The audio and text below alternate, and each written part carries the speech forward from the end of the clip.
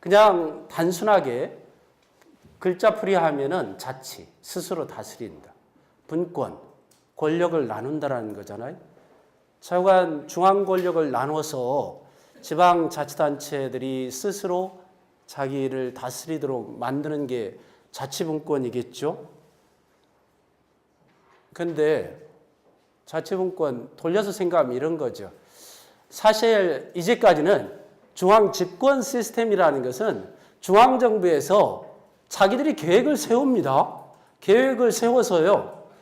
돈을 지방정부에 이렇게 나눠주고 자기들이 알아서 쓰라면 훨씬 좋을 텐데 중앙정부에서 그냥 짜장면을 딱 만들어서 모든 지자체한테 사람들한테 짜장면을 먹으라고 주는 거예요. 그게 이제 중앙 집권적 방식이죠. 근데 실제 자치분권은 5천 원을 그렇게 짜장면을 주지 않고 5천 원을 다 주고 알아서 음식을 해 먹으라고 하는 겁니다. 그러면은 자기가 먹고 싶은 걸 먹을 수 있잖아요. 그런데 중앙 집권적 방식에 있어서는 그러한 개성이 살아나지를 않죠. 그래서 과거에 진짜 중앙 집권식 발전 방식으로 나라를 만들어냈던 게 소위 박정희식 통치 방식이잖아요. 그런데 그 통치 방식은 지금은 어울리지 않지 않습니까? 우리가 진짜 먹고 싶은 거, 우리가 하고 싶은 거를 하도록 해서 개성을 길러주는 것, 그것이 자치분권의 힘이라고 생각합니다. 제가 충남도지사라면은 항상 그런 생각을 했었어요. 야, 충남을 살리는 방법은 대학을 살리는 것이다. 대학을 살리고 두 번째, 대학을 살리려면은 일자리를 줘야 되거든요. 근데 지금 우리 문재인 정부의 철학이 균형발전이잖아요. 그러면은 제가 대통령님께 말씀을 드렸는데 대학 살리고 일자리 주면은 저는 지방인 산다라고 봅니다. 그러려면은 좋은 기업들 그리고 기관 이런 데 지금 할당제를 하지 않습니까? 공공기관 30% 지역 할당제를 하겠다. 뭐 이런 말씀 하셨죠? 지금 하고 있습니다. 그러면은 이제는 사기업도 해야 된다라는 것이죠. 그러면은 충남에 있는 현대전자에 갈 수 있다. 삼성 반도체에 갈 수 있다. 그러면은 구태여 서울에 와서 대학 다닐 필요가 없죠. 지방 대학 나와가지고 거기에 기관에 취업하고 좋은 기업에 취업할 수 있으면은 거기에 머무를 수 있지 않겠습니까? 그리고 저 같으면은 거기에 기숙사 딱 져줘가지고요. 충남에서 온 사람들 전부 기숙사에 넣어주는 겁니다. 시군이 연합해가지고 기숙사 져주고. 그러면은 제가 볼 때 일자리와 교육 이게 살아나면은 적어도 순환적인 어떠한 자생적인 기능을 하는 그러한 노무현 대통령께서 과거의 자치분권과 균형발전을 강력하게 말씀하셨죠. 그럼에도 불구하고 균형발전 정책은 일정 정도 성과가 있었습니다. 예를 들어서 세종시를 만들고 그리고 중앙에 있는 기관들을 지방으로 내려보내서 혁신도시를 만들었잖아요. 그래서 이제 와서는 나름대로 혁신도시 세종시가 기능을 하고 있는데 거기에 교육이라든가 아니면 일자리 이런 것들이 제대로 결합하지 않았기 때문에 지금은 반쪽의 균형발전의 역할을 하고 있었죠. 그리고 특히 노무현 정부의 그 균형발전 정책을 계속 이어받았으면 괜찮은데 이 이명박 박근혜 두 대통령이 10년 동안 오히려 균형발전을 없애버리고 수도권 규제 완화를 통해서 수도권 집중을 또 전략적으로 택했습니다. 그러다 보니까 노무현 정부 때 예를 들어서 2007년도에요.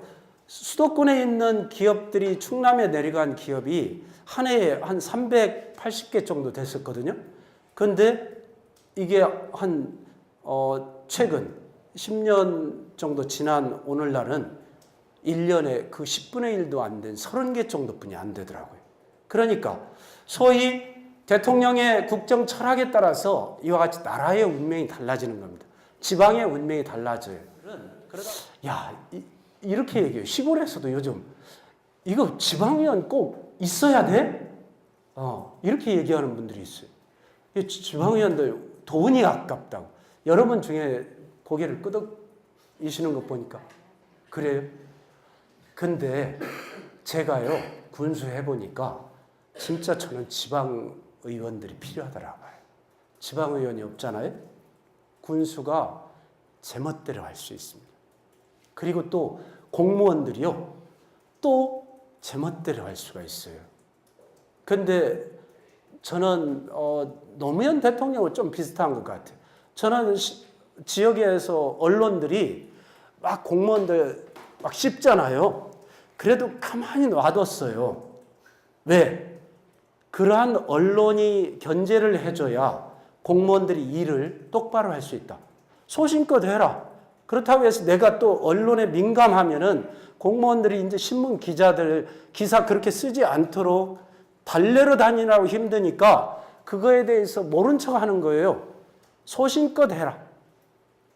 언론 소신껏 하고 공무원은 공무원대로 하고 의원들은 의원들대로 하고 이렇게 서로 소신껏 하면은 된다. 그게 이제 제 철학이었기 때문에 그 해결책이 몇 가지 있을 수 있을 것 같은데요. 조금 개인적으로 쉽게 해결할 수 있는 방법은 시장실이나 구청장실 가서 야 김윤식 나와봐. 이게 이제 굉장히 효과가 빠를 수 있습니다. 예.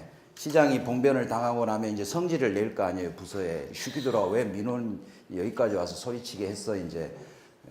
그래서 내가 그 시장 뽑고 시의원 뽑은 거는 이제 권한을 이임하신 거잖아요. 우리가 대의민주주의니까. 그래서 그들이 역할을 잘하게 하는 것도 결국 시민의 몫인데 예, 좀 더 파워풀하게 문제 제기를 하면은 그만큼 반응하는 속도와 질도 달라지죠. 그래서 예, 그렇게 좀 힘있게 문제 제기를 하는 방식이 있고요.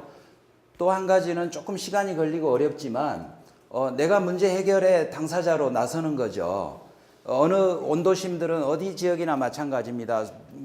비상 차량이 들어가기 어려운 밤에는 주차나 여러 가지 전봇대나 시설물들 때문에 그렇죠. 근데 도시계획은 되어 있지만 말씀하신 것처럼 장기간 집행을 안 해요. 돈이 없어서죠. 시흥시 같은 경우도 장기 미집행 도시계획 시설이 한 1,300건 되는데요. 그중에 900몇 건이 도로고요. 그거를 다 해결하려면 한 1조 2천억 정도의 재정이 필요한데 시흥시가 지금 연간 도로 사업에 쓸 수 있는 돈은 뭐 100몇십억 수준에서 조금씩 늙어줄고 할 뿐입니다. 따라서 예, 그 재정으로 그 여러 가지 도시계획 시설들을 도시 기반 시설들을 잘 해주기를 기대하기에는 어느 도시나 현실적인 어려움이 있습니다.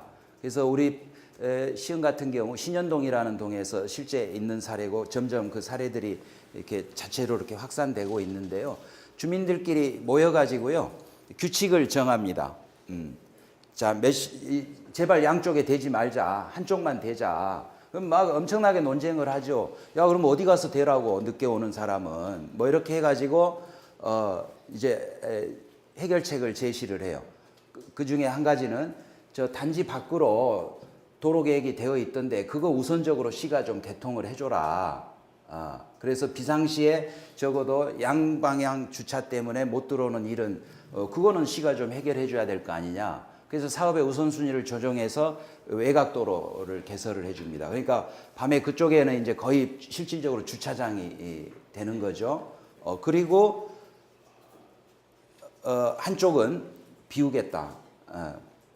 근데 원칙상으로는 법상으로는 그 주정차 금지 도로거든요. 비상차량 등등의 이유 때문에. 근데 현실적으로 주차할 공간이 없다는 이유로 행정은 그냥 방치 혹은 묵인을 하고 있습니다.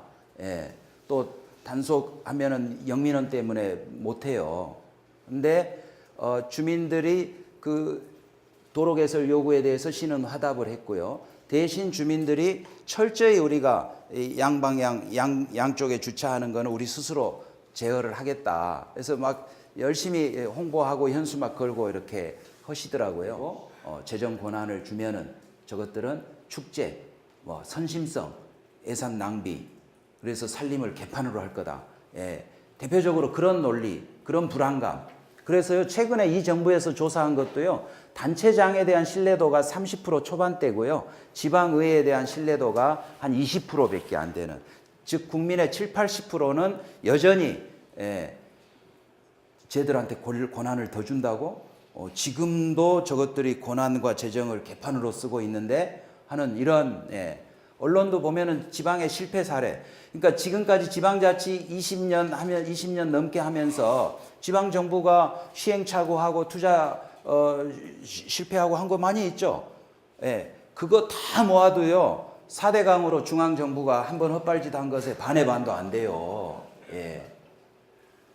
그런 시행착오를 겪으면서 성장해 가는 거거든요. 근데 예를 들면 누가 이런 비유를 하대요. 자기 초등학교 때 매월 100원씩 줬대요. 근데 자기 친구 엄마는 한 달에 3,000원을 줬대요. 근데 사회에서 나와서 보니까 걔가 훨씬 잘 살더래요. 그것이 엄마가 옛날에 용돈 주는 이 패턴을 우리 엄마가 잘못해서 그랬다라고 그러더라고요. 자기는 100원씩 주니까 그때그때 썼대요.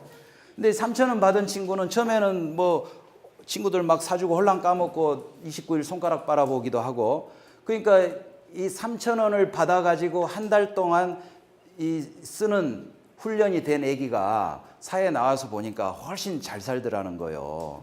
저는 그런 비유가 딱 적합하지는 않지만